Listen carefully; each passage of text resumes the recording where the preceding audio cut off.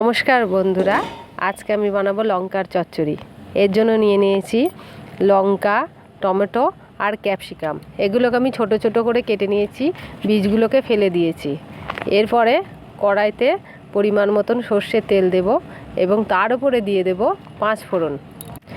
এরপরে একে একে টমেটো, লঙ্কা আর ক্যাপসিকাম দিয়ে নুন আর হলুদ দিয়ে একটু নেড়ে চেড়ে নিতে হবে।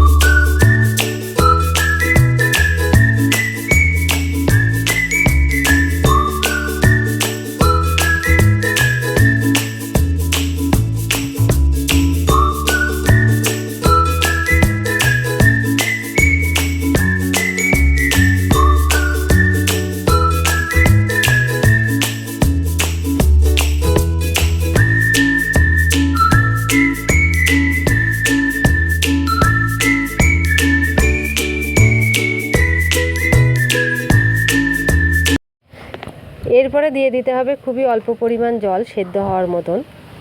এবারে সেদ্ধ হয়ে এলে একটু শুকনো হয়ে যাবে, তখনই দিয়ে দিতে হবে একটু সর্ষে বাটা দিয়ে শুকনো শুকনো করে নামিয়ে নিতে হবে লঙ্কার এই চচ্চড়ি। বন্ধুরা, আপনারাও বাড়িতে বানিয়ে দেখুন লঙ্কার এই চচ্চড়ি এবং গরম গরম ভাতের সঙ্গে পরিবেশন করে দেখুন।